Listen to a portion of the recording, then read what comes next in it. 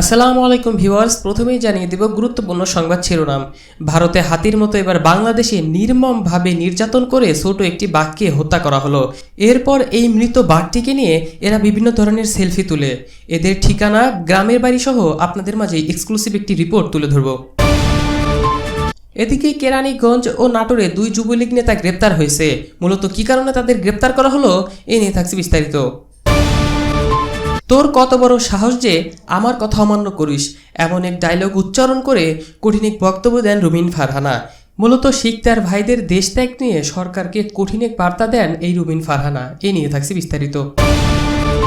বাংলাদেশে ঢাকায় প্রায় 7.5 লাখের বেশি আক্রান্ত, এমন দাবি করেছে ব্রিটেনের প্রভাবশালী সাময়িকী দ্য ইকোনমিস্ট। 4 হাসপাতাল ঘুরে চিকিৎসা না পেয়ে স্ত্রী সন্তানদের সামনেই বৃদ্ধের মৃত্যু। অথচ আপনারা একটু খেয়াল করে দেখেন, ডক্টর মঈনুদ্দিন নামের এক চিকিৎসক বাংলাদেশে মৃত্যুবরণ করেছিলেন। তিনিও কিন্তু প্রথম দিনে আইসিইউ পাননি। অথচ সাবেক স্বাস্থ্যমন্ত্রী নাসিম, তিনি কিন্তু করোনা আক্রান্ত হয়ে প্রথম দিনেই আইসিইউ বেড পেয়ে গেলেন। এ নিয়ে থাকছে কঠিন এক প্রতিবাদ ও বিচার। এবং সবশেষে আপনাদের মাঝে জানিয়ে দিব, ঘরে ঢুকে ঘুমন্ত 6ষ্ঠ শ্রেণীর ছাত্রীকে হাত পা বেঁধে নির্যাতন করেছে এক বৃদ্ধ। করোনার মধ্যেও থেমে নেই এমন নিষ্ঠুরতা। তো বাংলাদেশে করোনার গজব হবে না তো কোন দেশে হবে? এতক্ষণ শুনছিলেন শিরোনাম, এবার বিস্তারিত। হয়তো আপনারা ইতিমধ্যে সকলেই জানেন, ভারতে এক হাতিকে নির্মমভাবে আনারসে বিস্ফোরক ভরে নির্যাতন করে মেরে ফেলা হয়েছিল। সেই রেশ কাটতে না কাটতেই এবার বাংলাদেশে ঘটে গেল নির্যাতন করে এই মেসোবাঘটিকে মেরে ফেলার ঘটনা। মেরে ফেলার পর এই বাঘটির সাথে বিভিন্ন স্টাইলে বিভিন্ন ধরনের ছবি তুলে এরা, যা সামাজিক যোগাযোগ মাধ্যমে পরবর্তীতে এই বখাটেগুলো আপলোড করে। দেখতেই পাচ্ছেন এদের মন মানসিকতাগুলো কত নিচুমানের। এদের বিরুদ্ধে এখনও ব্যবস্থা না নিলে পরবর্তীতে এরা আরও ভয়াবহ হয়ে উঠবে বলে বোঝাই যাচ্ছে।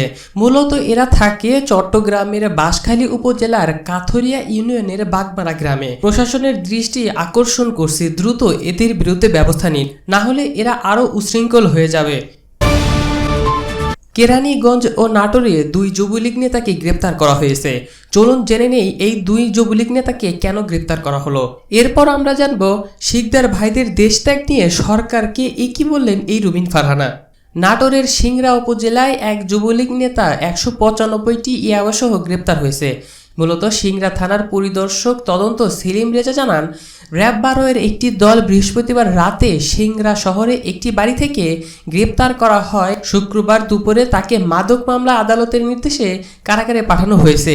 গ্রেপ্তার আবুল বাশার ওরফে আশিক সিংড়া উপজেলায় যুবলীগ সমাজ কল্যাণ বিষয়ক সম্পাদক। এদিকে কেরানীগঞ্জে চাঁদা নেওয়ার সময় হাতে নাতে ও আরেক যুবলীগ নেতাকে আটক করেছে পুলিশ। কেরানীগঞ্জে মূলত চাঁদা নেওয়ার সময় হাতে নাতে যুবলীগ নেতা আটক। কেরানীগঞ্জের কদমতলী এলাকা থেকে ট্রাক ও বাস থেকে চাঁদা তোলার সময় শুক্রবার রাতে হাতে নাতে যুবলীগের এই নেতা কুখ্যাত চাঁদাবাজ ফরিদ আলমকে আটক করেছে পুলিশ। তার বিরুদ্ধে কেরানীগঞ্জ মডেল থানা ও দক্ষিণ কেরানীগঞ্জ থানার 11টি মামলাও রয়েছে। এবার জেনে নেই, চলুন রুমিন ফারহানা কি বলেছেন। তোর কত বড় সাহস যে আমার কথা অমান্য করিস, গুলি করে জন্মের মতো খোঁড়া করে দিব। এ ধরনের ডায়লগ আমরা নাটক সিনেমায় দেখেছি, গল্প উপন্যাসেও পড়েছি। পাড়ার উঠতি মাস্তানরা নাকি এসব বলতে শুনেছি, কিন্তু এমন ডায়লগের মুখোমুখি হওয়া বাস্তবে সবার ভাগ্যে ঘটে না। ভাগ্যের জোরে এমন ডায়লগের মুখোমুখি হয়েছেন এক্সিম ব্যাংকের এমডি, যাকে অস্ত্রের মুখে ধরে এনে এভাবেই হুমকি দিয়েছে শিকদার গ্রুপের এমডি রণহক শিকদার আর তার যোগ্য সহোদর দীপু হক শিকদার। ঘটনা এখানেই শেষ নয়, ব্যাংকটির এমডি ও অতিরিক্ত এমডিকে গুলি করে হত্যার চেষ্টাও করেন তারা। চালানো হয় নির্যাতন, জোর করে সাদা কাগজে সইও নেওয়া হয়। পাহারায় রাখা হয় 2 জন বিদেশি নিরাপত্তা কর্মীকে। হুমকি দেয়া হয় এই বলে যে স্বাক্ষর না করলে বিদেশি নিরাপত্তা কর্মী দিয়ে টর্চার সেলে নিয়ে নির্যাতন চালানো হবে। 500 কোটি টাকার ঋণ পেতে যে সম্পত্তি বন্ধক রাখার চেষ্টা করেন তারা, তার মূল নথিপত্রে দেখানো মূল্যের চেয়ে কম বলে উল্লেখ করলে এই হুমকির মধ্যে পড়তে হয় এক্সিম ব্যাংকের এমডি আর অতিরিক্ত এমডিকে।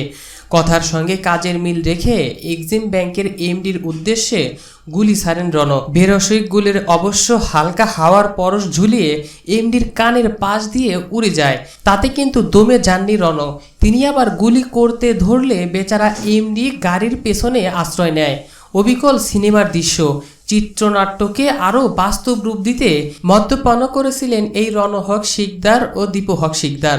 মূলত তারা এখন বাংলাদেশ থেকে ব্যাংককে চলে গেছে বিমানে। বিমান থেকে কিভাবে তারা ছাড়পত্র পেল, এখানে স্পষ্টই বোঝা যাচ্ছে এয়ারলাইন্সের কর্মকর্তারা এর সাথে সরাসরি জড়িত। ঘটনা ঘটেছে 7 তারিখে, ব্যাংক মামলা করেছে 19 তারিখে, আর গণমাধ্যমে এসেছে 27 তারিখে। ঘটনা ঘটার আর প্রকাশিত হওয়ার মাঝেই এই 20 দিন কোন জাদুমন্ত্রের বলে ঝাঁপির তলে এত বড় ঘটনা লুকিয়েছিল তা কেবল বলতে পারেন ঘটনার সঙ্গে সংশ্লিষ্ট যারা, তারাই। মামলা দায়ের করতেই বা কেন 12 দিন সময় লাগলো সেটিও তারাই ভালো জানে। এই রুমিন ফারহা সরকারের সমালোচনা করে আরো বলেন, করোনাকালে এক জেলা থেকে অন্য জেলায় ভ্রমণ যেখানে দুঃসাধ্য, সেখানে এক দেশ থেকে অন্য দেশে উড়াল দিতে কতটা খুঁটির জোর লাগে সেটা বুঝতে পণ্ডিত হওয়ার প্রয়োজন হয় না।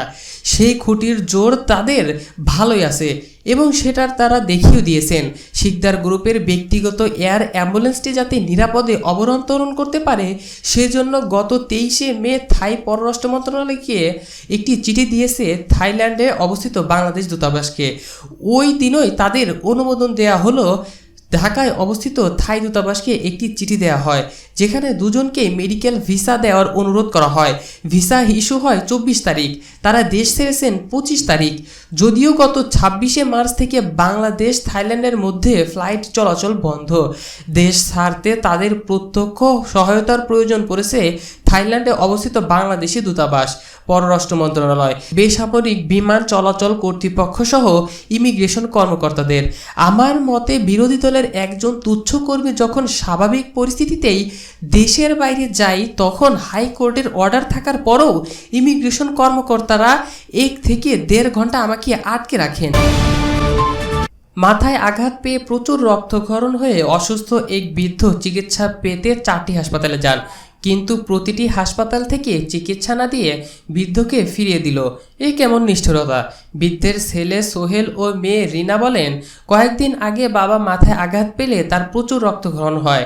বৃহস্পতিবার হঠাৎ বাবা অসুস্থ হয়ে পড়লে সকাল 10টা থেকে তাকে নিয়ে রূপসীর বরপা ইউএস, ড্যামরার সানাপার ও ঢাকা মেডিকেলে যায়।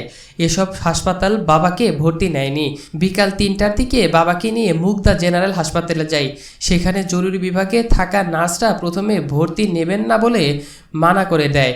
পরে বহু আকুতি মিনতি করলে একটি শর্ত সাপেক্ষে ভর্তির জন্য রাজি হন তারা বলেন, তিনি করোনা রোগী না হলেও হাসপাতালে ভর্তির পর মারা গেলে সরকারি নিয়মানুযায়ী লাশ আপনাদের কাছে দেওয়া হবে না। পরে পরিবার এমন শর্তে দেয় আমরা বাবাকে ভর্তি করতে রাজি হইনি, কিন্তু এরই মধ্যে বাবা আরও অসুস্থ হয়ে পড়লে আমরা কাঁদতে কাঁদতে চিৎকার দিয়ে বলতে থাকি, ও ডাক্তার সাহেব একটু আসেন, দয়া করে আমার বাবাকে বাঁচান, আমার বাবা মারা যাচ্ছে।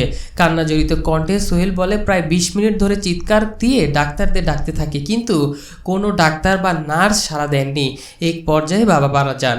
এই হচ্ছে বর্তমান বাংলাদেশের চিকিৎসা ব্যবস্থা, যেখানে আপনারা ইতিমধ্যেই জানেন ডক্টর মঈনুদ্দিনও কিন্তু করোনা আক্রান্ত হয়েছিলেন। তিনি কিন্তু ওইভাবে যথাযথ চিকিৎসা পাননি, অথচ সাবেক স্বাস্থ্যমন্ত্রী নাসিব তিনি কিন্তু করোনা আক্রান্ত হওয়ার পরপরই আইসিইউ পেয়ে গেছেন, তাও ঢাকার স্পেশালাইজড হসপিটালে। সাধারণ মানুষদের সাথেই কেন এমন অবিচার করা হয়? তাহলে কি সাধারণ মানুষের কোনো মূল্যই নেই এই বাংলাদেশে?